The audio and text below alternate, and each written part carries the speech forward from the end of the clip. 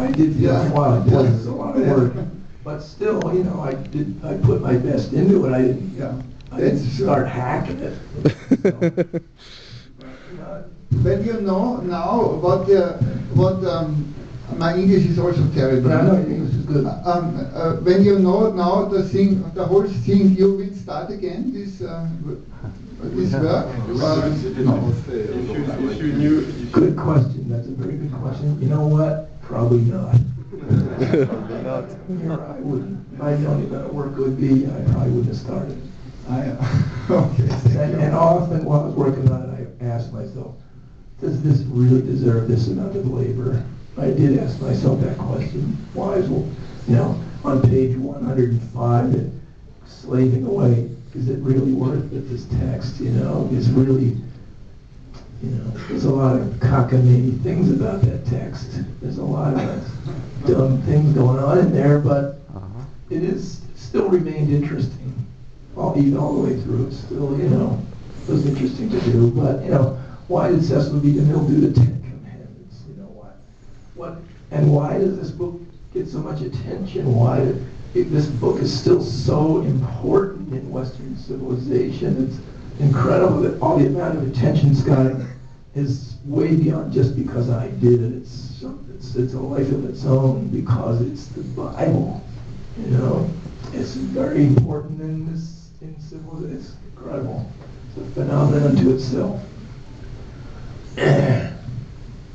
But I had no idea. I didn't know what to expect. I had no assurance that it would go over that way. Some people said nobody's going to read this. The Crumb fans won't like it, and the religious people won't like it. So who's going to buy it? Some people said that. So it's a big surprise. We're still wondering. And we were selling it, lots of them, but we were still wondering who are these people buying it. Moi, c'est pas une question, c'est simplement une petite réflexion, c'est cette question de rentrer dans la boue. Comme il a dit M. Fromentin, je pense que c'est exactement ça. C'était toujours ainsi avec Crumb, c'était toujours ainsi, mais que c'est lui qui dessine la jeunesse, et on ne peut pas espérer mieux, parce que la force du dessin, c'est ça. C'est une petite réflexion, c'est tout. Well, thank you. Go ahead, what? You had mentioned that, it's not a particularly good... Well, first of all, I need to say I have tremendous admiration for you, and I see this as a kind of homecoming for you, spiritually, to meditate on this book that you were raised with, and also, like you said, it's the foundation of Western culture, so you can't get much deeper in analyzing why you're here and why we're here and what culture means than this book. But you said that it's not a very good moral guide, and I wonder, have you found another text that is a good moral guide for you or a spiritual guide for you? Well, I take a little bit from this one and that one. A lot from, there's a lot for me, more to be gained from Eastern religious texts, than this stuff, than the Western stuff. I don't know. The Western Bible is very tribal, a little more maybe from Jesus, but from the Old Testament, it's so tribal. It's us against them, very much, It's interesting historically, and it's very different from other pre-Christian ancient Western texts. Like they're all heroic myths, Homer, or even going back to the Sumerians with Gilgamesh and all that. It's all about fighting heroes. Gilgamesh is the same story as 24 or Henry V, fighting kick-ass hero stuff. It's the same morality, the same thing going on. And so the ancient Hebrew thing is a little different. It's partly because it has that matriarchal thing going on in it. It just makes it really special and different. And it's like this family soap opera, which is funny, Abraham, God, how am I going to deal with Sarah? What should I do? And it says, God says, listen to your wife, listen to her, do what she said. That's unusual. Juste un mot là-dessus pour dire que quand vous regardez le livre très attentivement, vous verrez que l'image récurrente du livre, c'est le couple. Vous verrez que tout à travers le livre, du début à la fin, on retrouve des couples et des couples et des couples. C'est le principe mâle et le principe femelle se retrouve à travers tout ce livre. Ça, c'est une chose qui est invisible quand on le lit rapidement ou qu'on passe dessus, mais quand on connaît bien, c'est très saisissant.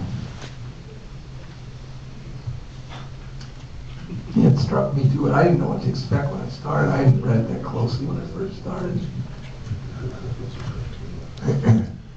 Excusez-moi, j'ai juste une question, parce que c'est par rapport aux États-Unis, c'est un peu lisse ce que je fais, c'était votre tour, mais Robert, est-ce que tu penses que tu aurais fait la Bible, alors c'est une question de pure spéculation, mais quand même, est-ce que tu penses que tu aurais fait la Bible si tu étais resté aux États-Unis? Je me demande le fait d'être un peu éloigné de ce pays où la Bible a une telle importance, est-ce que ça t'a pas incité à y regarder d'une manière Do peut-être you un peu, think you would un have peu done unique? the Genesis if you would have stayed living in the Oh, US? I don't know. No idea. I have no idea what I would have done if I'd stayed in the U.S. No idea. It's been 20 years now. When you were just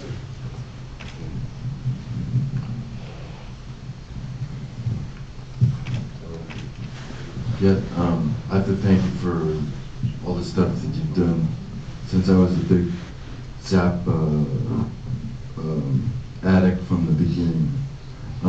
But there was something in your work that you were doing that there was like a moral sense of you know, even with Escalade Wilson and all the other stuff that was flying around there was, did you feel that was part of some message that you had in your own self? I mean, you were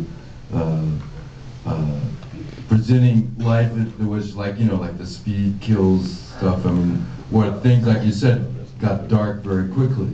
But it seemed like you had a moral sense of some kind of... I had some kind of moral sense when I was young, but it was very mixed up and confused. But I always felt that about telling the truth.